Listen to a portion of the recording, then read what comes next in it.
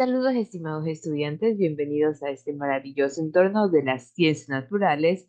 En esta grandiosa oportunidad revisaremos la temática de los aparatos reproductores, tanto masculinos y femeninos. Cuando hablamos de los aparatos reproductores, conocemos que tienen una diferencia que se prioriza tanto en hembras y machos en caso de los animales y en humanos en mujeres y hombres. Vamos a evidenciar principalmente los aparatos más importantes que tienen cada uno de ellos para sus funciones vitales y en este caso para función importante que es la reproducción. Es por ello que el sistema masculino posee, reproductor masculino posee órganos internos y órganos externos. Por ejemplo, al hablar de los órganos genitales internos masculinos, hacemos una gran función específicamente en donde se van alojando la cavidad abdominal justamente posterior o más abajito del ombligo, ¿sí? Tenemos lo que son las vías genitales y las glándulas anexas. Es por ello que existen diferentes conductos que permite, en ese caso, en un proceso de eyaculación o un proceso de orina, expulsar el líquido correspondiente, ¿sí? Y las vesículas seminales, acompañada con la próstata, son las glándulas anexas, ¿sí? Entonces, los órganos genitales externos se encuentran fuera de la cavidad abdominal. Es muy común porque hablamos de algo que se puede evidenciar. Por ejemplo, tenemos como factor principal el pene, que es el órgano más notable. Es un órgano eréctil con forma cilíndrica que permite depositar los espermatozoides en el interior de las vías genitales femeninas, obviamente en un proceso de reproducción o de un proceso de una relación sexual. Luego vienen los testículos, que son las gónadas masculinas que se encuentran dentro de una bolsa de una piel llamada escroto. Posteriormente, la producción de las células sexuales masculinas que van a segregar y llamada la ciencia o la ciencia que se encarga de estudiar los espermatozoides, la capacidad del esperma y todo lo correspondiente a los órganos sexuales masculinos, tanto internos y externos, se llama espermatogénesis, que es el proceso donde obviamente se van a producir los espermatozoides a partir de las espermatogonias que se alojan principalmente en los testículos.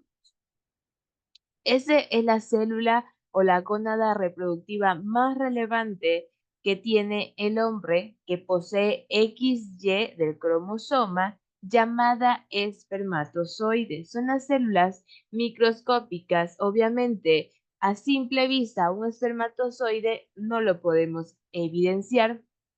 Cada espermatozoide posee 23 cromosomas. La porción que se genera en cada uno de ellos, de los espermatozoides, se denomina cabeza, la porción delantera, lo que nosotros podemos evidenciar en este momento, y contiene un núcleo con el material hereditario paterno, que también tiene un largo filamento llamado flagelo, que al momento de introducirse en el óvulo, principalmente ingresa la parte de la cabeza donde posee el núcleo y el flagelo, la parte de la cola, desaparece o se desintegra. Las hormonas masculinas que pueden permitir el proceso idóneo en un acto sexual son aquellas hormonas. Obviamente una hormona va a ser una sustancia producida por la glándula que genera la expulsión o la secreción interna, que controlan todos los procesos dentro de nuestro cuerpo, bueno, principalmente del hombre, en este caso, tanto de crecimiento, digestión, maduración sexual y también la reproducción. Esas hormonas controlan todas estas inercias. Por ejemplo, una de las hormonas relevantes que tenemos en este contexto es el hipotálamo, que se ubica en la base del cerebro, que puede producir la segregación o en este caso, el estímulo para que se produzca ese instinto o deseo sexual. Posteriormente, los hombres a una edad madura, puede ser pasando de una adolescencia a una instancia de madurez, tienen ya que alojar un pensamiento distinto, ¿verdad? Los hombres sufren cambios morfológicos y fisiológicos. ¿Qué quieren decir morfológicos? Que se dan o que son visibles, en este caso, la morfología en el cuerpo que, por ejemplo, si de adolescentes o de niños eran muy flaquitos, obviamente de una edad adulta, 25 a 30 años, van a ser un poquito más robustitos o independientemente sea su anatomía, ¿verdad? En cambio, los fisiológicos se van a evidenciar por diferentes patologías o inercias que estén relativamente bien. Se conocen como caracteres sexuales secundarios y se muestran al inicio de una reproducción o una madurez sexual en los individuos, ¿sí? También los caracteres sexuales primarios son aquellos que se dan en el momento de la fecundación, a la unión de un espermatozoide con un óvulo. Ahí tenemos los cromosomas sexuales de XY, que otorga al embrión la capacidad de poder desarrollar un sistema reproductor masculino. Es decir, que en estos caracteres sexuales primarios, el hombre es quien va a poder determinar el futuro sexo de su bebé porque tiene XY, el cromosoma XY, y la mujer lo tiene XX. Es decir, que al momento que se genere un acto sexual, lo que va a primar es la condición del hombre. Actividad del sistema reproductor femenino. Nos adentramos ya a las partes y órganos que posee el aparato reproductor femenino. El aparato reproductor femenino tiene inercia de encargarse de producir nuevos óvulos y con ello llega la producción de la menstruación que ocurre en las mujeres, ¿sí? Puede ser de forma normal o irregular, regular o irregular.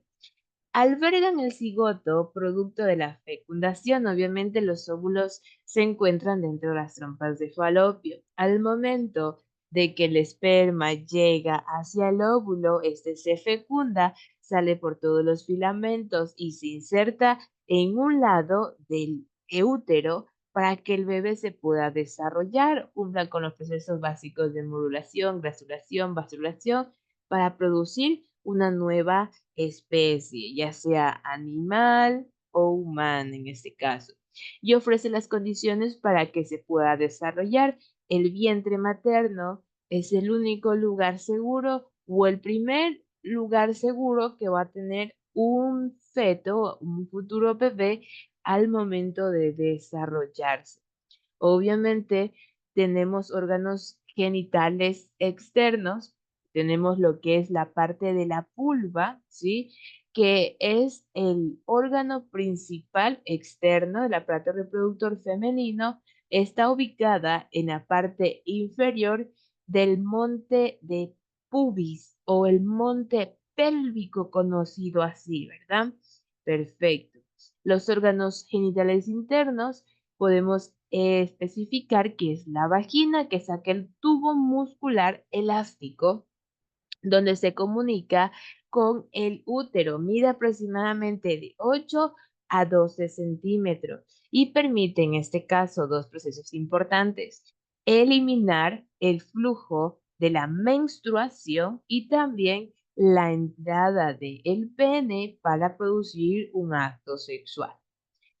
Los ovarios son la parte donde están situados, ¿sí? En una cavidad abdominal donde produce obviamente los óvulos y las hormonas que dan como resultado los estrógenos y la progesterona. Las trompas de falopio, también llamadas oviductos, ¿sí? son los conductos que que tienen una forma de embudo, si usted se puede dar cuenta, ¿verdad? Al momento de que ya se inserta un esperma, esa es la salida idónea. Sale por este conducto y automáticamente se impregna en el útero.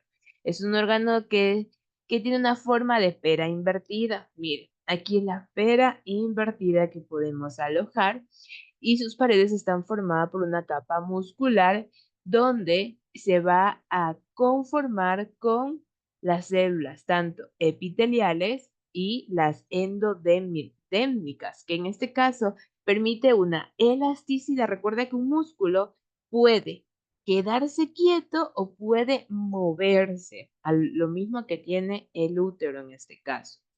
La reproducción de las células femeninas, la ciencia que se encarga del estudio de estas células, se llama ovogénesis. La ovogénesis es aquella ciencia que se encarga de estudiar la producción de los óvulos y la forma de fertilidad que puede tener la mujer al momento de producir nuevas especies idénticas a los padres. Comienza durante el desarrollo embrionario a partir de la célula diploide llamada ovogonia. Obviamente debe de existir un embarazo para que se genere la ovogonia. El óvulo es una célula sexual de gran tamaño. Su núcleo contiene información genética. Aquí sale información genética XX, ¿sí? Que se encuentra específicamente en este núcleo. Estos óvulos tienen origen antes del nacimiento de la niña, hacia la cuarta semana de gestación. Es decir, que si en un futuro queremos generar una especie idéntica a nosotros, que sea una niña, pues ya tenemos el aporte de que ellas ya van a tener producidos, perdón, sus óvulos, en este caso. También tenemos la madurez sexual tanto en mujeres y en hombres. Se menciona y se dice que la madurez sexual se inicia ya también de forma morfológica y fisiológica. ¿Cómo nos damos cuenta? Que ya de niñas pasamos a tener otros intereses, ya serían fisiológicos y morfológicos, la forma de nuestro cuerpo. Ya nuestros bustos o senos comienzan a crecer, ¿sí? Comienza la aparición de lo que es vello púbico, vello en las axilas, también existe aumento de la sudoración, ¿sí? Aparición de lo que es el acné, la grasa en las caderas se van alojando. Entonces también podemos determinar dos factores importantes, fisiológicos y morfológicos. Consigo también tenemos una etapa muy primordial que cumplen las mujercitas en el caso del ciclo menstrual. Puede variar, como les había comentado, porque existe ciclos regulares y ciclos irregulares. Con ellos ya se van frecuentando y es muy importante acudir a una cita ginecológica para determinar qué tipo de ciclo es usted. Por lo general, la menstruación en mujeres dura de 1 a 5 días. 1 y 2 son los días más abundantes. 3, 4 y 5 son los días donde los pequeños flujos van variando, ¿sí?